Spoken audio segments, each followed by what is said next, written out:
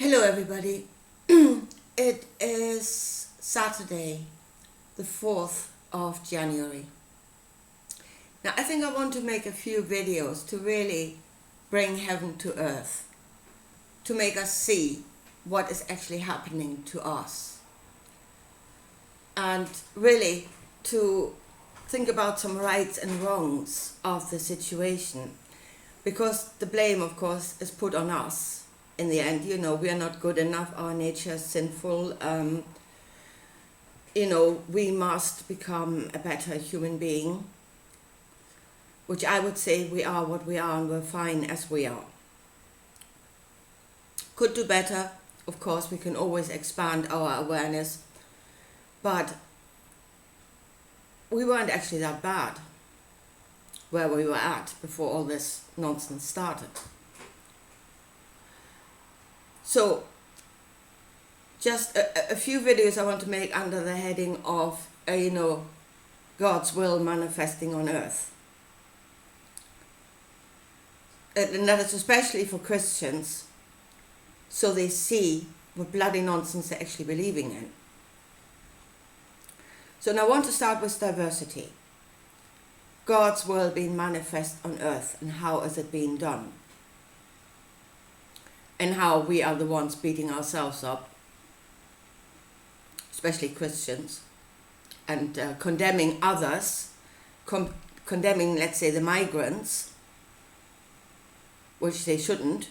It's not their fault, but actually putting the fault where it should be. So diversity. So we have all these open borders at the moment, and we're mixing up ethnic groupings, and it's obviously not working. And that is our fault, because we don't love our brother like ourselves, and we are not compassionate enough with those that are coming. And well, of course, in the first instance we did agree with them coming in, because we were filled with compassion, for all these poor people. But now that the whole thing is going belly up, it's our fault, because we're not compassionate enough, or it's their fault, but I'll come to that later. So what actually put the idea into politicians' heads that was a good idea, to open the borders and to let all these people come in? Now, we are playing a script, folks, and that script is the New Testament. Actually, it's the entirety of the Bible. That is our script that we're playing at the moment, for the most part. And the God of the Bible is the will to have dominion. First page of the book. I think you only get into verse 26 before you can see what he's up to. Yeah? I will create man in my image. I will make them think like I think. I make them have the same desire. Yeah? And then we become one under that desire. And I will create them to have dominion over this world. That is the desire. Yeah? And they shall rule over nature, and they shall rule over everything. That is the desire. And we're playing the script that will lead us to that point. So, two ways you can do that. First of all is you put them under the rod of iron, you force them. It's not a very good way. It's very energy consuming, to keep people down. Far better if they agree with what it is you're doing, and they actually think they're doing a great thing, so then they become really enthusiastic about it. Yeah? So you put them on, you force them, you make them enthusiastic about it, or if they're no longer enthusiastic about them, you drive them into guilt, so that they're still trying very hard to become perfect and to come into agreement with what is going on. Again, then you don't have to actually beat them yourself. You don't have to beat the people. They're beating themselves up. They're doing it for you. So that's a far easier way of doing these things.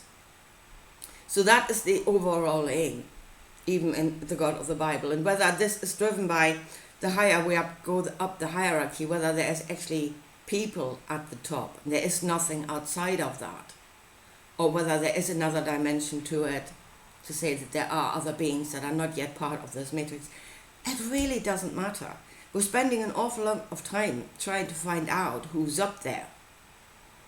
We should spend that time on understanding what it is we are doing and why we are doing it and what we should be doing different, because if we're doing it different, there's an awful lot more of us than there is of them. If we all start doing something differently, there's nothing they can do. So this is where we need to understand what they are doing to us and how we need to react differently. And as I said, not shout glory, hallelujah to something that is really not good, or beating ourselves up because we're not according to it. But really standing there saying, this is what I am, this is how a human being functions, and it's good. So we were at the politicians. What was their idea? What whispered into their head, let them all in? The promise, of course, and we can see it, and we can see it because we can rationalize, we can put ourselves into their shoes, and we can kind of create that road of reason ourselves. Yeah, so that they've been told, you're bringing in voters. Yeah, you bring in an awful lot of people that will always be on your side and always be grateful to you for letting them in.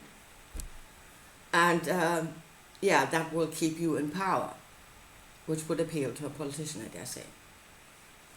But I mean, even if a politician had half a brain, they might have worked out that it causes problems. And then, if you were a politician with half a brain, you might ask that whispering voice. But that will create problems, and that will create uproar. And what will the answer be from that whispering voice to that little concern? It will all work out in the end, trust me, I'm God. And I think it is totally depressing how often that actually works. Seems to work. Trust me, I'm God. And if it's getting worse and getting worse, just go deeper into the darkness and believe that it will all work out for you in the end. Because I love you.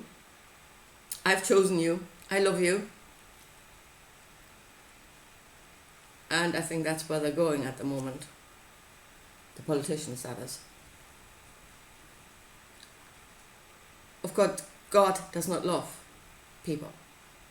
Well, the God of the Bible, that will to have dominion does not love people. The people are there to serve it. It might be a bit more fond of that which really serves it, but I would not even call that love. It is actually self-love because it serves me. So anyway, I think we're all deceived, I think, including the politicians. As I say, I really think they are the ones that are now going deeper and deeper into the darkness, actually expecting to find the light. Good luck. So, and then it's the rest of us that is now lumbered with all these people coming in, people from different ethnic backgrounds that have different ideas of good and bad through their religions.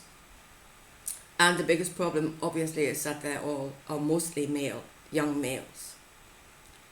And that is what is creating actually the uproar at the moment.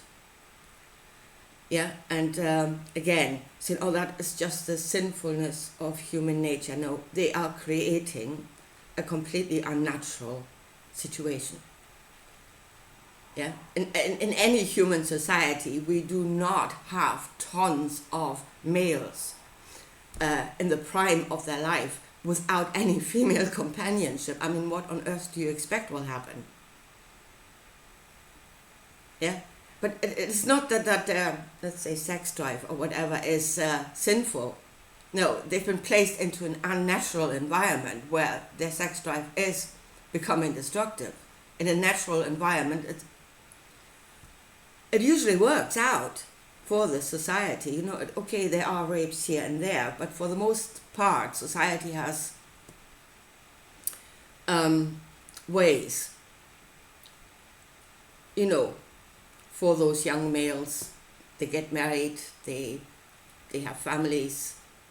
I mean, it is at that point that they are now at, that they should be married, they should have a wife, they should have children, they should be gainfully employed. But they're not. So what do you expect to happen? It's not that they're sinful, they're just in the wrong place, in an unnatural place to be. As I say, most societies, we have worked out systems, and where there's build-up of energy and a young male does not happen. The only other unnatural situation that we can point to where it has been tried before would be the Catholic Church, and see how well that worked out for them, you know, putting young males into an unnatural environment. So, but then again, are they there with a promise? Yeah? Are they there now waiting for the light to come? You know, yeah, you are in a very difficult situation right now and stuff, but are they on a promise of a glorious future? Just go deeper into the darkness and wait for the light. I mean, are we all doing that? Every part of this. So, but what is then the thinking about all of this? I mean, it's obviously creating destruction, uproar. It destabilizes the countries that they go into, the economy, and the population. So what is their thinking? What is actually the aim? So the aim is obviously not to get voters for the politicians. I don't think destruction itself is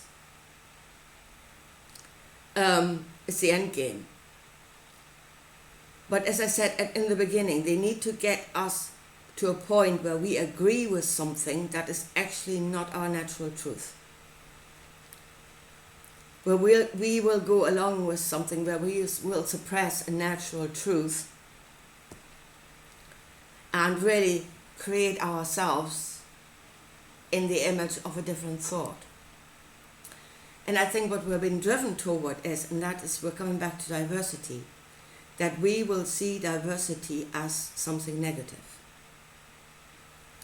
And there's in a lot of countries that is already happening, where the population is, you know, that they're actually saying it's diversity that is the problem. They're rejecting diversity. It's not that one situation, but it is diversity, again, as a whole, that is the problem. And I think that's why we're being driven toward to come into agreement that diversity is a bad thing. And that is actually straight against our nature. It is against this world.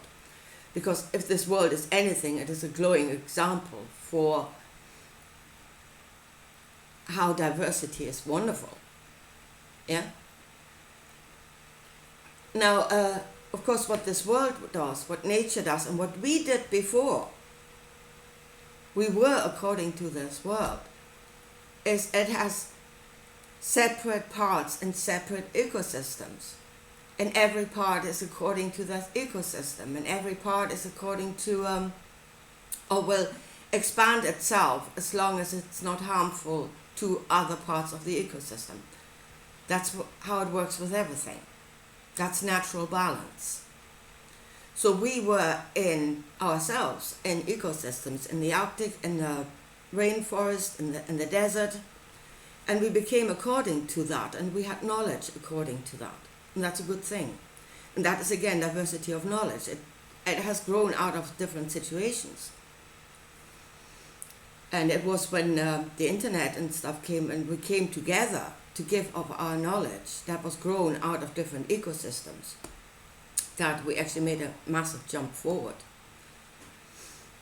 And And that again was not a bad thing. But we did remain in our own ecosystems, and we traded with each other to the point where it was beneficial to both sides. And that is how it should be. And then again, you've got the greater connectivity that is working correctly, each in their ecosystem giving to each other that which is beneficial to each other.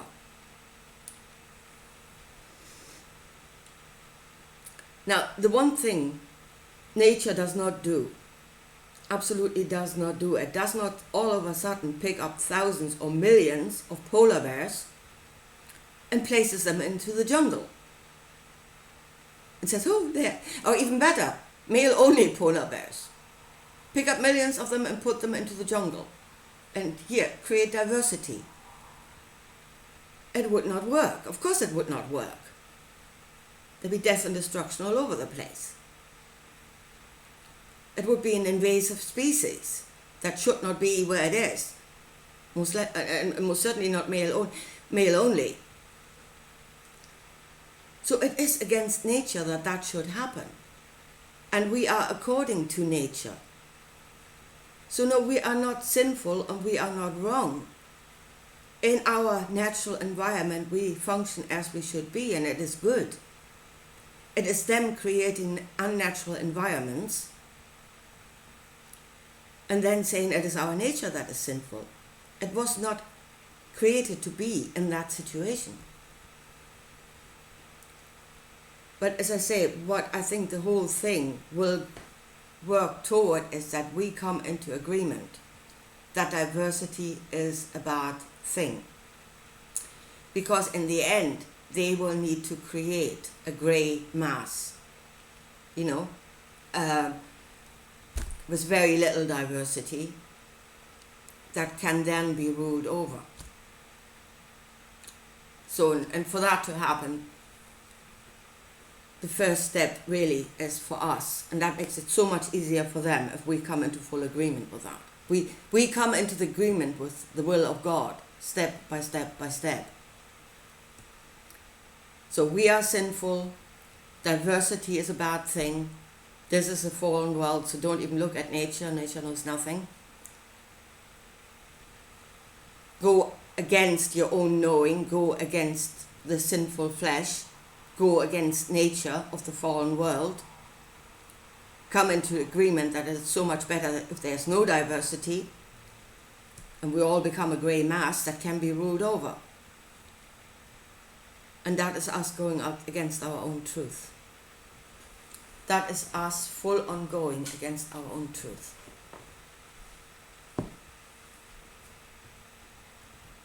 So it is time we stood up. First of all, see the bloody nonsense that we believe in, that we're being told about our own wrongness, our own sinfulness, and then stand up and say, I am that I am. And a human being is actually, it's not perfect. Obviously it's not perfect, but it's actually quite a nice critter. Yeah. And let us be in our natural environments, care for our families, interact with our neighbors. And for the most part, that creates